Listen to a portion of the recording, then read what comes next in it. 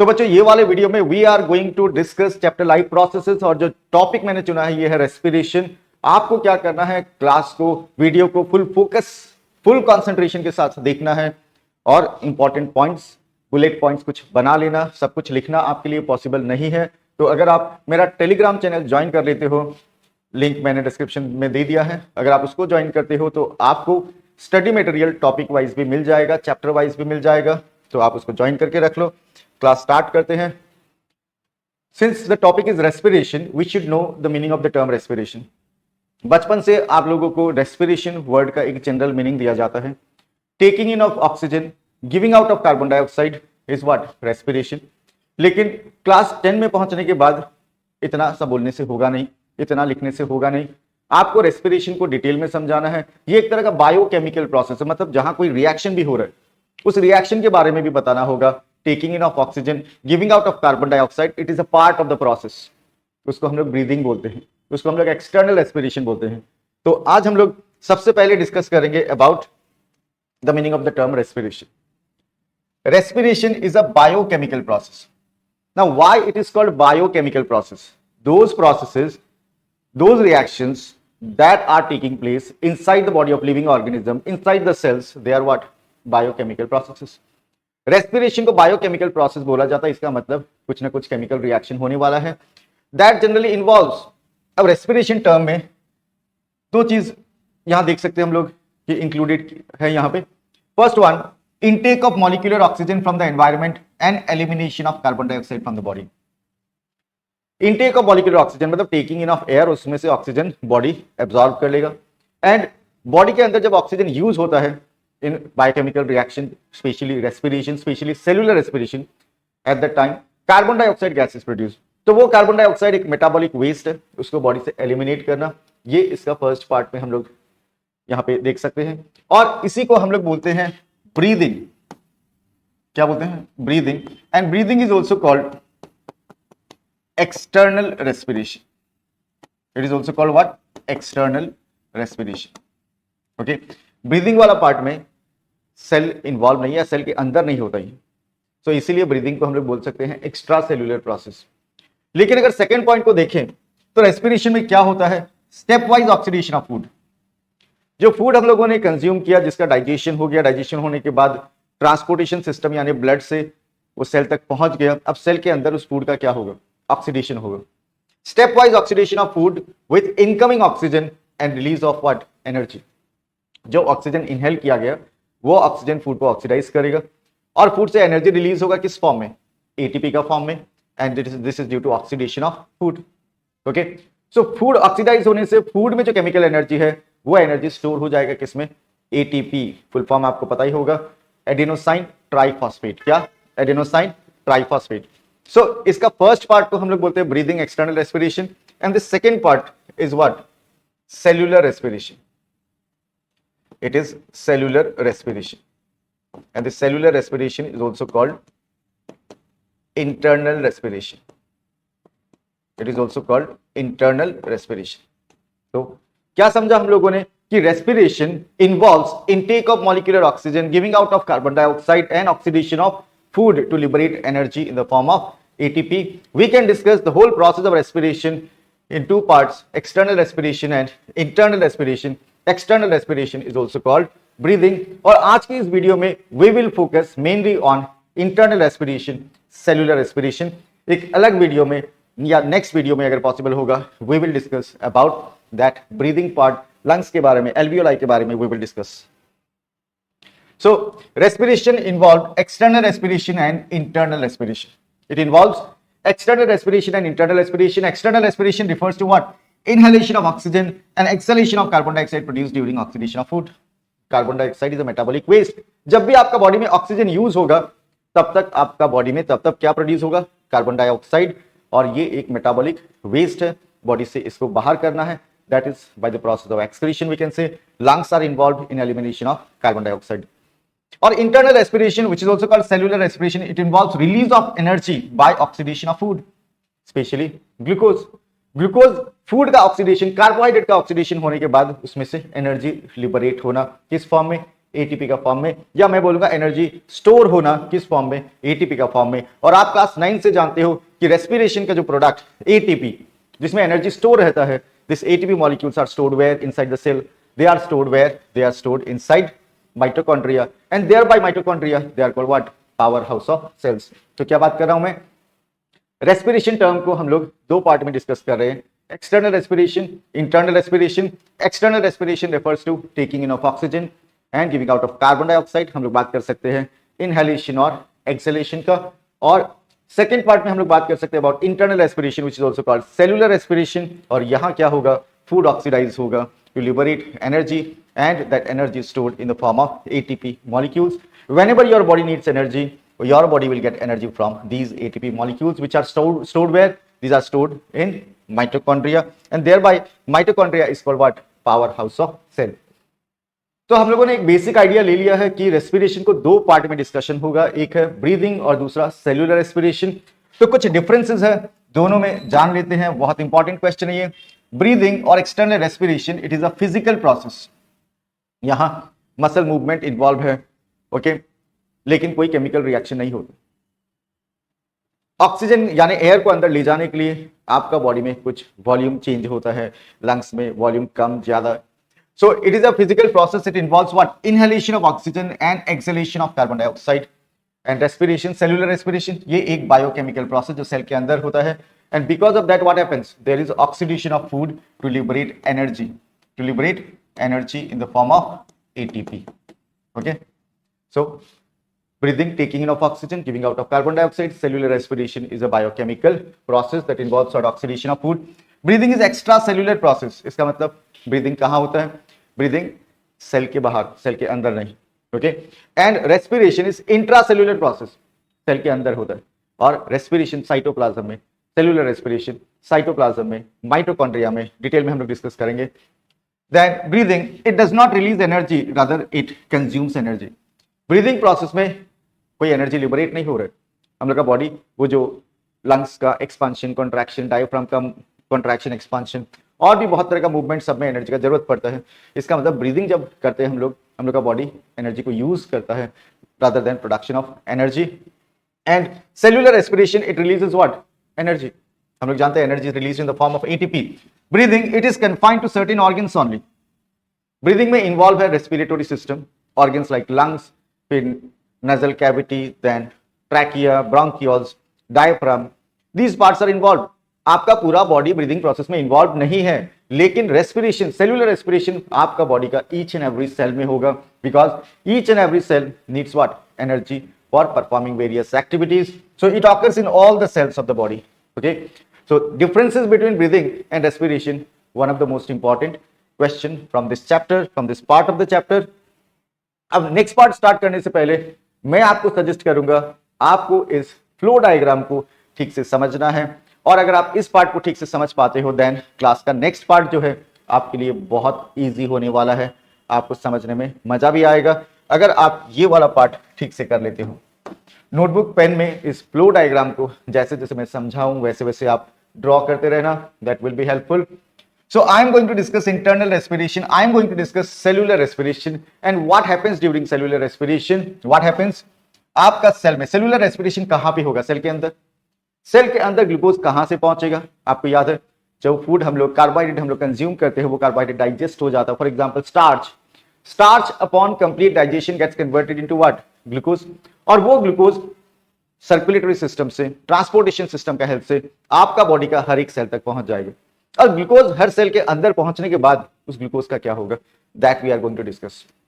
सो glucose formula क्या है glucose का, C6H12O6, C6H12O6। So during cellular respiration one glucose molecule gets converted into two molecules of pyruvate और pyruvic acid। एक glucose molecule, glucose का formula C6H12O6, यानी glucose का एक मॉलिक्यूल में कितना कार्बन एटॉम्स है, 6, और एक ग्लूकोज मॉलिक्यूल दो पाइरुवेट में कन्वर्ट होगा, पाइरुवेट का एक मॉलिक्यूल में कितना कार्बन एटॉम है, 3, पाइरुवेट का फॉर्मूला C3H4O3 और ग्लूकोज का फॉर्मूला C6H12O6, ओके।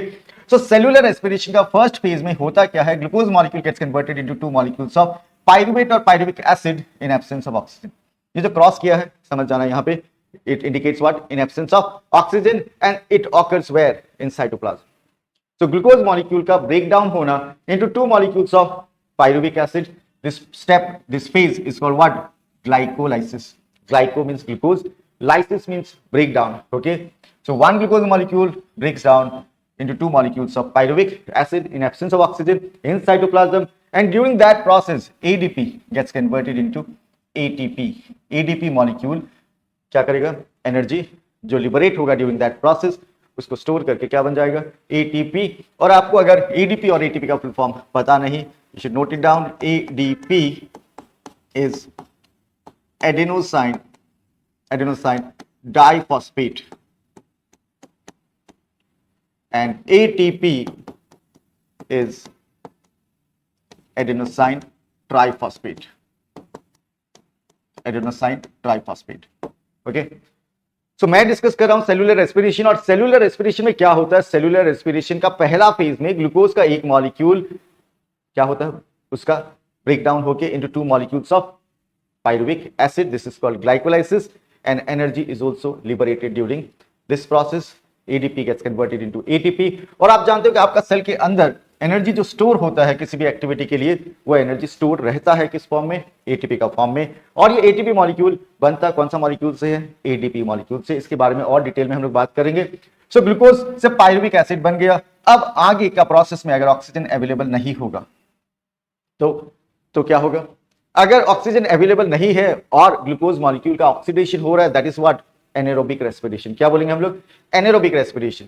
सो अगर ऑक्सीजन अवेलेबल नहीं होगा तो एनारोबिक रेस्पिरेशन होगा. आपका सिलेबस में एनारोबिक रेस्पिरेशन डिस्कस किया गया है ईस्ट में, एनारोबिक रेस्पिरेशन डिस्कस किया गया है बैक्टीरिया में, मसल सेल में. ओके. तो अब तक ग्लूकोज मॉलिक्यूल का क्या हुआ? Glucose molecule gets converted into two molecules of pyruvic acid. और उसके बाद अगर ऑक्सीजन अवेलेबल नहीं है, पहले भी नहीं था, और ऑक्सीजन यूटिलाइज नहीं हुआ, यहां अगर ऑक्सीजन अवेलेबल नहीं है, देन ईस्ट क्या करेगा? Yeast with the help of enzyme will convert this pyruvate into ethyl alcohol carbon dioxide, and energy is liberated और we can say stored in the form of ATP. Glucose में जो chemical energy था, अब वो energy कहां पे store हो गया? एटीपी में, adenosine triphosphate. So if I ask you what are the products of anaerobic respiration in yeast, answer होगा ethyl alcohol, carbon dioxide and ATP. इसको बोला जाता है अल्कोहल फर्मेंटेशन. क्या बोला जाता है? Alcohol fermentation. फर्मेंटेशन एक तरह का स्लो रिएक्शन जहां bigger organic molecules gets converted into smaller form by the action of enzyme. तो यहां भी एंजाइम्स इन्वॉल्व है. अगर आप नाम जानना चाहो तो एक दो का जान सकते हो. One is जाइमेज, another enzyme is invertase. Okay. वैसे आपका सिलेबस में ये टर्म्स यूज नहीं किया गया. आप सिर्फ इतना जान लो कि ये जो प्रोसेस होता है in presence of enzymes. So pyruvate बनने के बाद अगर ऑक्सीजन अवेलेबल नहीं है और बैक्टीरिया एनारोबिक रेस्पिरेशन में इन्वॉल्व है, then what are the products formed? Lactic acid and ATP. अगर बैक्टीरिया विदाउट ऑक्सीजन ग्लूकोज को ऑक्सीडेशन कर रहे हैं, देन क्या प्रोड्यूस होगा? Lactic acid and ATP. This is called lactic acid fermentation. लेकिन हायर एनिमल्स में भी, मसल सेल में, in case of higher animals, in muscle cell there is anaerobic respiration if there is excessive muscular work. अगर muscle से बहुत ज्यादा काम करवाया जाता है तो मसल क्या करता है? बिना ऑक्सीजन के भी एनर्जी प्रोडक्शन स्टार्ट कर देता है बाय एनारोबिक रेस्पिरेशन. और आपका बॉडी को ज्यादा एनर्जी का जब जरूरत होगा, muscle start to perform anaerobic respiration. और वो एनारोबिक रेस्पिरेशन से मसल सेल में लैक्टिक एसिड फॉर्म होना स्टार्ट होता है, एंड एनर्जी क्या होगा? किस फॉर्म में लिबरेट होगा? In the form of ATP molecules. और ये केस में जब मसल्स में होगा, देन लैक्टिक एसिड एक्यूमुलेशन से मसल क्रैम्प भी हो जाता है.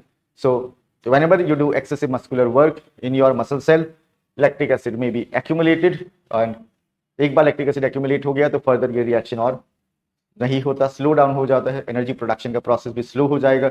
Your muscles get tired and you feel fatigue. So I hope you understood this part कि ग्लूकोज का पायरुवेट होने के बाद अगर ऑक्सीजन अवेलेबल नहीं होगा तो ईस्ट का केस में क्या होगा? Ethyl alcohol, carbon dioxide and ATP. और मसल सेल या फिर बैक्टीरिया का केस में lactic acid and ATP are the products. लेकिन अगर ऑक्सीजन इन्वॉल्व होगा, लेकिन अगर ऑक्सीजन अवेलेबल होगा, इन दैट केस पायरुवेट, अगर ऑक्सीजन इन्वॉल्वमेंट में अगर ऑक्सीडेशन होगा, it's called what? Aerobic respiration. क्या बोलेंगे हम लोग? Aerobic respiration. So this pyruvate takes part in a cyclic reaction inside mitochondria. एक को माइटोकॉन्ड्रियन बोलेंगे, और ये एक साइक्लिक रिएक्शन में पार्ट लेगा कौन? पाइरुवेट। और कहां पे? माइटोकॉन्ड्रिया में। और ये साइकिल सबसे पहले जिस साइंटिस्ट ने डिस्कवर किया था नाम है हेंस क्रेब, इसीलिए इसको बोला जाता है क्रेब साइकिल। ये जो एनारोबिक रेस्पिरेशन हुआ या ग्लाइकोलाइसिस हुआ, वहां पे ग्लूकोज से जो एनर्जी लिबरेट होगा उससे 2 एटीपी मॉलिक्यूल्स प्रोड्यूस होता है, और उसके बाद अगर ऑक्सीजन अवेलेबल होगा देन क्रेब साइकिल से भी अबाउट 2 एटीपी मॉलिक्यूल। लेकिन आपका सिलेबस में क्रेब साइकिल के बाद कुछ भी और बताया हुआ नहीं है। लेकिन क्रेब साइकिल के बाद भी इलेक्ट्रॉन ट्रांसपोर्ट, फिर ऑक्सीडेशन होता है, ऑक्सीडेटिव फॉस्फोरिलेशन बोला जाता है। आपके लिए टर्म्स इंपॉर्टेंट है कि जानना जरूरी क्या है कि ये जो पाइरुवेट एंटर हुआ, क्रेब साइकिल हुआ, क्रेब साइकिल में पाइरुवेट यानी ग्लूकोज कंप्लीटली ऑक्सीडाइज हो जाएगा, कार्बन डाइऑक्साइड प्रोड्यूस होगा। क्या प्रोड्यूस होगा? Carbon dioxide. ग्लूकोज का ऑक्सीडेशन से क्या प्रोड्यूस होगा? Carbon dioxide. वाटर प्रोड्यूस होगा और साथ में एनर्जी रिलीज होगा, किस फॉर्म में? एटीपी। क्रेब साइकिल में 2 एटीपी और बाकी जो प्रोसेसेस है उनमें 34 एटीपी मॉलिक्यूल। यानी माइटोकॉन्ड्रिया के अंदर क्या होने वाला है? पाइरुवेट जो है कंप्लीटली ऑक्सीडाइज होने के बाद carbon dioxide, water and energy is liberated in the form of ATP. So this is about cellular respiration. क्या होता है सेल्यूलर रेस्पिरेशन में? सेल्यूलर रेस्पिरेशन में ग्लूकोज मॉलिक्यूल सबसे पहले कन्वर्ट होगा into 2 molecules of pyruvic acid, और अगर ऑक्सीजन का अवेलेबिलिटी नहीं है एनारोबिक रेस्पिरेशन होगा। एनारोबिक रेस्पिरेशन अगर ईस्ट में होगा then the products are ethyl alcohol, carbon dioxide and ATP. अगर मसल सेल या बैक्टीरिया का बात करें तो प्रोडक्ट्स क्या होगा? Lactic acid and ATP. और अगर ऑक्सीजन अवेलेबल होगा तो कैसा रेस्पिरेशन होगा? Aerobic respiration. और इसका जो ये फेज है क्रेब साइकिल, इसका साइट क्या है? माइटोकॉन्ड्रिया। पाइरुवेट बनने के बाद ऑक्सीजन अवेलेबल होने से then pyruvate takes part in cyclic reaction where pyruvate or glucose is completely oxidized here during the reaction, produces what? Carbon dioxide, water. Energy is liberated in the form of ATP. आपका syllabus में सिर्फ Krebs cycle का बात है, लेकिन मैं बताता हूं ये 2 और प्रोसेस होता है during that glucose molecule is completely oxidised, और 34 एटीपी मॉलिक्यूल्स इधर, 2 एटीपी मॉलिक्यूल्स इधर और 2 एटीपी मॉलिक्यूल्स इधर। In total 38 ATP molecules are produced by complete oxidation of glucose molecule. So ये फ्लो डायग्राम अगर आपको ठीक से पता है देन क्लास का नेक्स्ट पार्ट आपके लिए बहुत इजी होने वाला है। आप 5 मिनट्स टाइम लो, इसको ठीक से नोट डाउन करो, ठीक से स्टडी करो, and then we are going to discuss next part. Okay, so 5 minutes focus करो, सब चीजों को ठीक से समझो, फुल फॉर्म भी आपको जानना है, फॉर्मूला थोड़ा लर्न करना है, and then we will discuss in detail. तो आई कैन होप ओनली कि आपने अच्छे से इस फ्लो डायग्राम को समझा होगा और आपने नोट डाउन कर लिया होगा। हम लोग कंटिन्यू करते हैं नेक्स्ट पार्ट। एक्चुअल में नेक्स्ट पार्ट यानी उसी फ्लो डायग्राम जो हम लोगों ने अभी डिस्कस किया, जो प्रोसेस हम लोगों ने डिस्कस किया, उसी का अब डिटेल डिस्कशन है। टाइप्स ऑफ रेस्पिरेशन अगर बोले तो now we can say that respiration may be of 2 types, aerobic respiration and anaerobic respiration. Now what is aerobic respiration? Aerobic respiration, वो respiration is a type of cellular respiration that uses what? Oxygen to convert glucose into energy, that is ATP. Carbon dioxide and water are also produced during that process. So aerobic respiration वो respiration जहां पे involvement होगा, जहां पे use होगा oxygen. और anaerobic respiration is a type of respiration that generates energy from glucose without the use of oxygen. यहां oxygen का कोई यूज नहीं होगा, जो हम लोगों ने देखा था दैट क्रैब साइकिल का जब बात आया था there is need of oxygen, लेकिन ग्लाइकोलाइसिस में there is no need of oxygen. फिर हम लोगों ने जब इथाइल अल्कोहल प्रोडक्शन ईस्ट में जब बात किया था, या लैक्टिक एसिड प्रोडक्शन बैक्टीरिया या मसल सेल में जब बात किया था, जो अल्कोहल का प्रोडक्शन ईस्ट का हेल्प से और बैक्टीरिया में लैक्टिक एसिड बैक्टीरिया का हेल्प से, दैट इज व्हाट, उनके लिए एक टर्म यूज किया था मैंने, fermentation. In case of ethyl alcohol it is called alcohol fermentation, in case of lactic acid that is called lactic acid fermentation. और वो सब थे anaerobic respiration. What kind of respiration? Anaerobic. क्यों? क्योंकि वहां एनर्जी ग्लूकोज से liberate हुआ था without the use of oxygen. So what are the 2 types of respiration? Aerobic respiration where there is use of molecular oxygen to oxidise glucose to liberate energy, and anaerobic respiration में oxygen का use नहीं होगा to liberate energy from glucose. Now about aerobic respiration, हम लोग already जानते हैं कि aerobic respiration 2 phase में होगा। पहला फेज को हम लोग बोलेंगे ग्लाइकोलाइसिस, और सेकंड फेज जो होता है that will take place inside mitochondria, जहां मेन जो पार्ट क्लास 10 लेवल में बोला जाता है कि एक साइक्लिक रिएक्शन का बात होता है, that is what, Krebs cycle.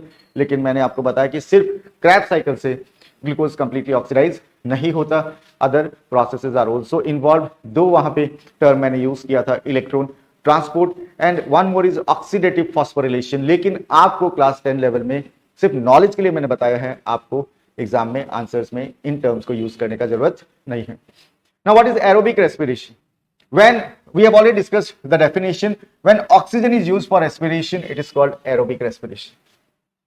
And during aerobic respiration, glucose is completely broken down into carbon dioxide, water by the process of oxidation, and a large amount of energy. कितना energy already हम लोग जानते हैं, अगर glucose completely oxidise हुआ तो कितना energy liberate होगा, कितना एनर्जी लिबरेट होगा? That amount of energy is 38 ATP molecules. Aerobic respiration includes glycolysis, which is common to both aerobic and anaerobic respiration. तो उस फ्लो डायग्राम में हम लोगों ने देखा था कि चाहे एरोबिक रेस्पिरेशन हो चाहे एनारोबिक रेस्पिरेशन हो, पहला फेज कॉमन है, that is glycolysis, and the pyruvic acid molecule formed during glycolysis are carried into the mitochondria where they are completely broken down into, they completely break down into what? Carbon dioxide and water with the evolution of large amount of energy. तो अगर हम mitochondria वाला part छोड़ दे तो glycolysis वाला part में 2 ATP molecules are produced और mitochondria के अंदर then 36 ATP molecules are produced. In total कितना? In total 38 ATP molecules are produced.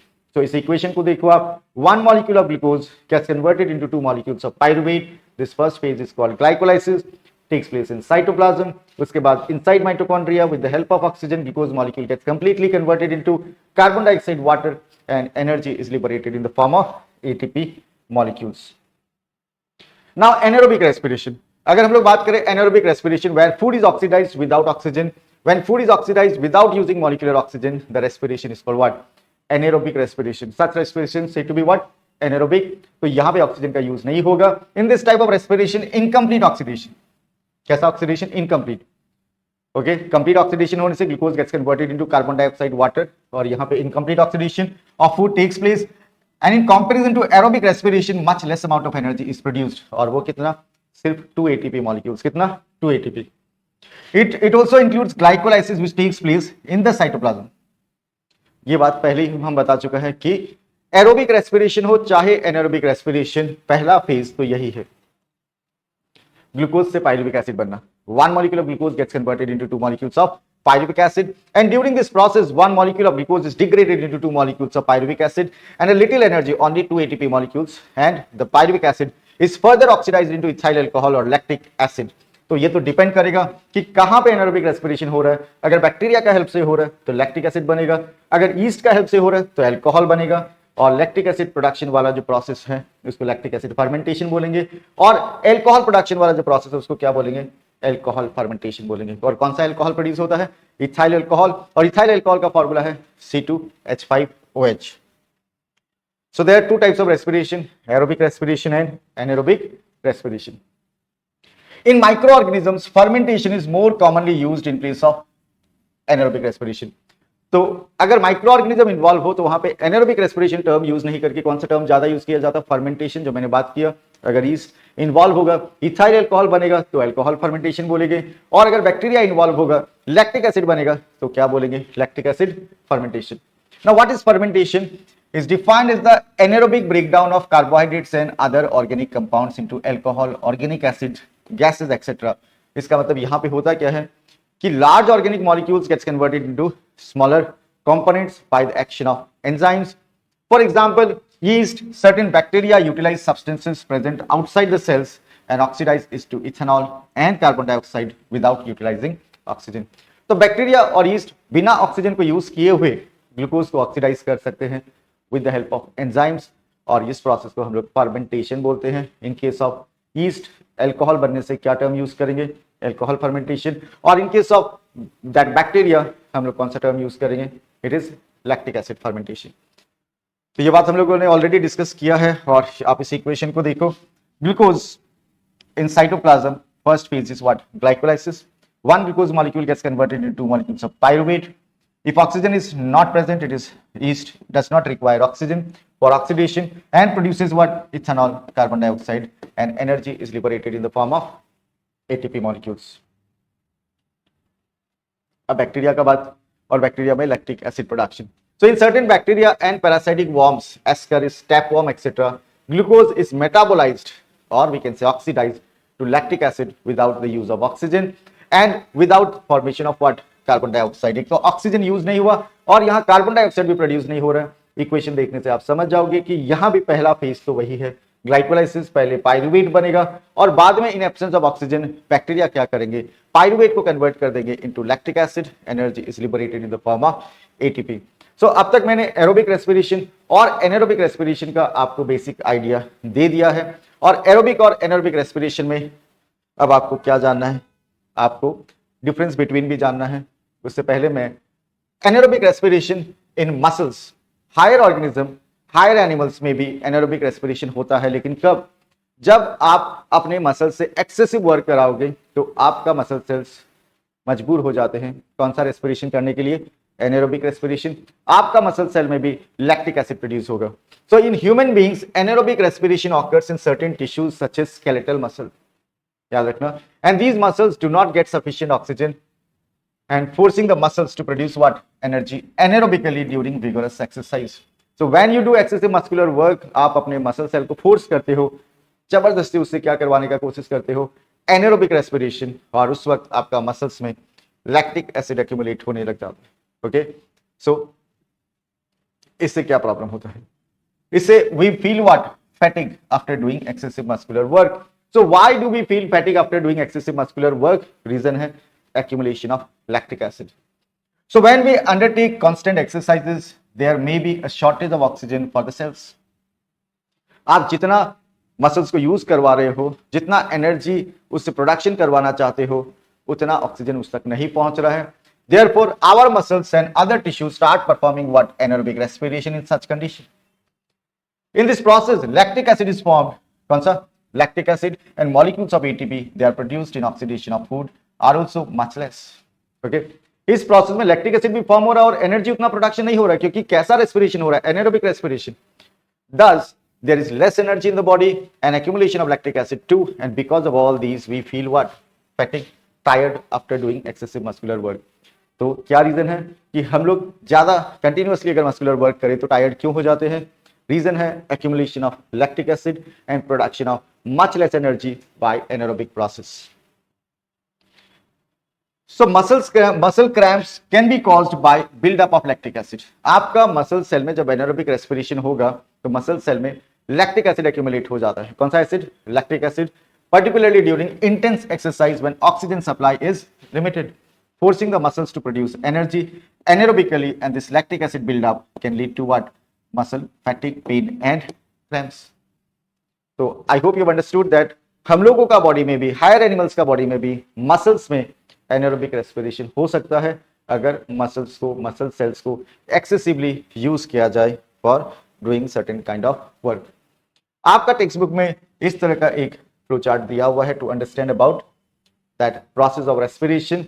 सो यहाँ पे क्या दिखाया हुआ है कि ग्लूकोज मॉलिक्यूल जो 6 कार्बन मॉलिक्यूल है, during glycolysis in cytoplasm gets converted into pyruvate, and pyruvate is a 3 carbon molecule, and 1 glucose molecule हम लोग जानते हैं gets converted into 2 molecules of pyruvate, and energy is liberated in the form of ATP. अगर pyruvate को oxygen available नहीं है, in case of yeast, then products are ethanol, carbon dioxide and energy. Ethanol is a 2 carbon molecule, आप formula से जान जाओगे, C2H5OH. Similarly, in absence of oxygen in muscle cell, lactic acid is produced along with the liberation of energy in the form of ATP. Pyruvate is a 3 carbon molecule, ethanol is 2 carbon molecule, lactic acid is 3 carbon molecule. और अगर oxygen available होगा तो mitochondria में pyruvate is completely oxidized to produce carbon dioxide, water and energy is liberated in the form of ATP. Krebs cycle का हम लोगों ने बात किया था कि ग्लूकोज मॉलिक्यूल कंप्लीटली ऑक्सीडाइज हो जाता है कहाँ पे? माइटोकॉन्ड्रिया में एक साइक्लिक रिएक्शन से। उस साइक्लिक रिएक्शन को हम लोग बोलते हैं क्रेब्स साइकिल। और आपका सिलेबस में, आपके बुक में इतना ही बताया गया कि क्रेब्स साइकिल से ग्लूकोज मॉलिक्यूल कंप्लीटली ऑक्सीडाइज हो जाता है, लेकिन यहाँ पे आपको एक चीज और जानना है कि इलेक्ट्रॉन ट्रांसपोर्ट सिस्टम भी है, साथ ही साथ एक और प्रोसेस ऑक्सीडेटिव फॉस्फोरिलेशन। तो इन सब से एनर्जी यानी ग्लूकोज मॉलिक्यूल कंप्लीटली ऑक्सीडाइज होता है, लेकिन आपको फूड का, ग्लूकोज का पहला फेज ग्लाइकोलाइसिस और सेकेंड फेज में क्रेब्स साइकिल का ही बात लिखना है। तो यहाँ पे जब ऑक्सीडेशन होगा तो कार्बन डाइऑक्साइड एंड वाटर भी लिबरेट होगा along with the production of 34 ATP molecules. Glycolysis में 2 ATP molecules, और Krebs cycle में 2 ATP molecules. Total 38 ATP molecules will be produced. So what is Krebs cycle? Also known as citric acid cycle. The Krebs cycle or TCA cycle is a chain of reactions occurring in mitochondria. So if I ask you what is the site of Krebs cycle, it is mitochondria, through which almost all living cells produce energy during anaerobic respiration. It uses oxygen, gives out carbon dioxide and water as products, and ADP is converted into what? ATP. So Krebs cycle is a cyclic reaction occurring where inside mitochondria, during that cyclic reaction, pyruvate, that is glucose, is completely oxidized to produce carbon dioxide, water, and energy is liberated in the form of ATP. आपको class 10 level में बाकी और information नहीं देना है, that much is sufficient. अगर आप knowledge के लिए ये दो टर्म के बारे में कुछ लिखना चाहो तो मैंने दिया है जस्ट फॉर नॉलेज, लेकिन आपको क्लास 10 लेवल में इलेक्ट्रॉन ट्रांसपोर्ट के बारे में, ऑक्सीडेटिव फॉस्फोरिलेशन के बारे में वैसे आंसर्स में लिखने का जरूरत नहीं है. सो इलेक्ट्रॉन ट्रांसपोर्ट है क्या? Refers to the movement of electrons from one molecule to another, often through a series of protein complexes. तो होता क्या है कि यहाँ पे इलेक्ट्रॉन का ट्रांसफर होता है from one molecule to another, and during that energy is liberated in the form of ATP.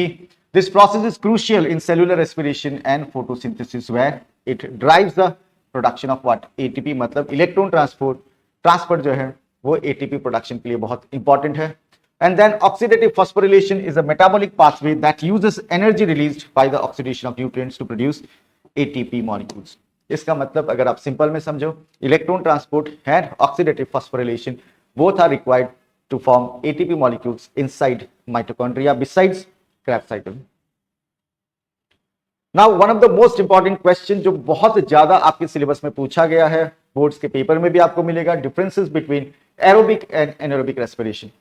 Now what is aerobic respiration? It takes place in presence of oxygen. Simple. Anaerobic respiration in absence of oxygen. Aerobic respiration, complete oxidation of glucose takes place. आपने देखा कि mitochondria में glucose is completely oxidized with the help of oxygen, लेकिन यहाँ पे incomplete oxidation of glucose takes place. Either 38 ATP molecules are produced by oxidation of 1 gram mole of glucose. Glucose का complete oxidation होने से यहाँ 38 ATP molecule और यहाँ only 2 ATP molecules in case of anaerobic respiration. End products of aerobic respiration, carbon dioxide, water. आप energy in the form of ATP भी लिख सकते हो. End product of anaerobic respiration, they are ethyl alcohol, carbon dioxide, lactic acid, and energy is also liberated in the form of ATP. One of the most important question from this part, differences between aerobic respiration and anaerobic respiration. Then glycolysis of Krebs cycle, इनमें भी differences जान लेना better है. वैसे हम लोग already जानते हैं कि glycolysis is the first step of respiration yielding 2 molecules of pyruvic acid after the partial breakdown of a glucose molecule. So during glycolysis, one glucose molecule breaks down to form 2 molecules of pyruvic acid. और Krebs cycle में क्या होता है? There is complete oxidation. It is the second step of aerobic respiration in which pyruvate is oxidized completely into inorganic substances forming carbon dioxide and water. Glycolysis occurs inside cytoplasm. Krebs cycle in mitochondria. Glycolysis, oxygen is not required, or Krebs cycle में oxygen is required. These are some of the differences between glycolysis and Krebs cycle. I hope you have understood, क्योंकि मैंने पहले ही ये सब बातें flow diagram में आपको बता दी थी और अब जल्दी से डिस्कस किया है. We are going to discuss 2 activities. अब तक जितना पार्ट भी हम लोगों ने डिस्कशन किया है, आपको 2 मिनट 3 मिनट टाइम लेना चाहिए, एक बार उससे गो थ्रू कर लो उन सबको, and then we will discuss that 2 activities. तो अब तक आप लोगों ने ये डिफरेंस बिटवीन और ये जो प्रोसेस मैंने समझाया, glycolysis then fermentation part, Krebs cycle का बात ये पढ़ा होगा. और अभी हम लोग बात करेंगे about 2 important activities. One is 6.4 simple activity है. We will have to take some freshly prepared lime water in test tube. Test tube में क्या लेना है? लाइम वाटर लेना है. और लाइम वाटर लेने के बाद आपको क्या करना है? एक्सेल्ड एयर पास करना है. आपको अपना मुंह से पाइप का हेल्प से, ट्यूब का हेल्प से एयर पास करना है, आपका excelled air.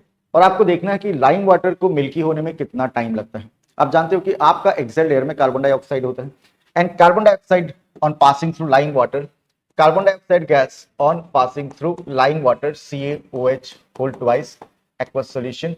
Lime water turns milky because of formation of insoluble calcium carbonate. Okay, तो ये insoluble calcium carbonate बनने की वजह से लाइम वाटर मिल्की हो जाता है. तो पहला केस में आपको क्या करना है कि आपको एक्सेल्ड एयर जब आप पास करोगे, आपको देखना है कितना टाइम लगेगा। फिर आप क्या करोगे, आप एक पिचकारी लोगे या सिरिंज लोगे और उसका हेल्प से आप एयर पास करोगे, एयर पास करोगे लाइम वाटर से। इसमें भी आपको टाइम देखना है। क्या आप बता सकते हो किसमें ज्यादा टाइम लगने वाला है? ओके, तो एक्सेल्ड एयर जो है, एक्सेल्ड एयर में और एयर जो एटमॉस्फेरिक एयर है, उसमें दोनों में कार्बन डाइऑक्साइड का जो कंसंट्रेशन है उसमें डिफरेंस है। एक्सेल्ड एयर में कार्बन डाइऑक्साइड ज्यादा है compare to atmospheric air. Exhaled air में कार्बन डाइऑक्साइड का कंसंट्रेशन ज्यादा होने की वजह से लाइम वाटर मिल्की जल्दी हो जाएगा और यहां लाइम वाटर मिल्की होने में ज्यादा टाइम लगेगा। सो आप इसको रीड कर लेना। फिर यहां मेन पॉइंट ये है, since time taken in the first case is less, ये फर्स्ट केस है, so we can say that the amount of carbon dioxide in exhaled air is much more than the air, and we know that carbon dioxide turns lime water milky. So very simple activity। एक और activity के बारे में बात कर लेते हैं, activity 6.5। we have to take some fruit juice or sugar solution and add few some yeast to the solution। एक टेस्ट ट्यूब लेना है, टेस्ट ट्यूब में आपको फ्रूट जूस या ग्लूकोज सोल्यूशन, शुगर सोल्यूशन, थोड़ा ईस्ट डाल देंगे और इसका माउथ को क्लोज कर देंगे यूजिंग कॉर्क। उस कॉर्क में एक होल होना चाहिए, उस होल से ये एक बेंट ट्यूब पास करेंगे, वन एंड इसका और दूसरा एंड अनदर टेस्ट ट्यूब का कॉर्क से पास करेंगे as shown here in the diagram, और दूसरा टेस्ट ट्यूब के अंदर लाइम वाटर होगा। तो पहला टेस्ट ट्यूब में ईस्ट लिया हम लोगों ने और इसका माउथ को बंद कर दिया, शुगर सोल्यूशन लिया, ऑक्सीजन का अवेलेबिलिटी नहीं है या बहुत कम है, तो ईस्ट क्या करना स्टार्ट कर देंगे, anaerobic respiration, and because of that यहाँ पे क्या होने वाला है, यहाँ पे शुगर सॉल्यूशन धीरे धीरे इथाइल अल्कोहल में कन्वर्ट हो जाएगा, बबल्स फॉर्म होगा। ये बबल्स कौन सा गैस का होगा, कार्बन डाइऑक्साइड गैस। ये कार्बन डाइऑक्साइड गैस इस बेंट ट्यूब से पास होके किससे पास होगा, लाइम वाटर से, and lime water will turn milky. Okay, तो एक्टिविटी एज अ होल आपको मैंने समझा दिया है। एक बार यहां देख लो आप कि we have to take some fruit juice और sugar solution and add some yeast to this. This mixture is taken in a test tube fitted with one holed cork as shown there. The cork is fitted with a bent glass tube, you can see here, and the free end of the glass tube is dipped in a test tube containing freshly prepared lime water. And lime water, you know, it is freshly prepared calcium hydroxide solution. What change is observed in the lime water and how long does it take for this change to occur? Observation क्या है कि lime water present in the glass tube will turn milky. It takes about 24 hours to 72 hours. And what does this tell us about the product of fermentation? Carbon dioxide is produced during respiration, which is a byproduct, and the enzymes released by the yeast convert sugar into what? Ethanol and carbon dioxide. तो जब yeast को sugar solution में, glucose solution में रखा जाता है, yeast in absence of oxygen some enzyme release करेगा। Enzyme का नाम मैंने बताया था आप लोगों को, zymes invertase, and carbon dioxide turns lime water milky because it reacts with lime water to form white precipitate of calcium carbonate। Equation मैंने आपको बताया था, एक बार और देखो यहाँ, carbon dioxide is pass through lime water and you will get what? Calcium carbonate and water, and because of the formation of this insoluble product calcium carbonate, lime water turns milky। I hope you have understood everything। Video मैंने जितना expect किया था उससे थोड़ा लेंदी हो गया है, लेकिन आप अगर पूरा वीडियो देखते हो then you will definitely be benefited. मैंने डिस्कस किया यहाँ पर अबाउट सेलुलर रेस्पिरेशन कुछ एक्टिविटीज के साथ। नेक्स्ट वीडियो में I am going to discuss about that respiratory system, हम लोग लंग्स और उससे रिलेटेड डिस्कशन, साथ में transport of oxygen, exchange of oxygen and carbon dioxide, इन सब के बारे में बात करेंगे नेक्स्ट वीडियो में। वीडियो अगर आपको अच्छा लगा है, कुछ समझ में आया है, कुछ भी बेनिफिट हुआ है, तो वीडियो को लाइक जरूर कीजिए और वीडियो को आप सब शेयर कीजिए क्लास 10 स्टूडेंट के साथ, और चैनल को आप सब्सक्राइब करके बेल आइकन अगर प्रेस करते हैं देन आपको जब भी नया वीडियो अपलोड होगा उसका नोटिफिकेशन मिल जाएगा। Thank you for watching.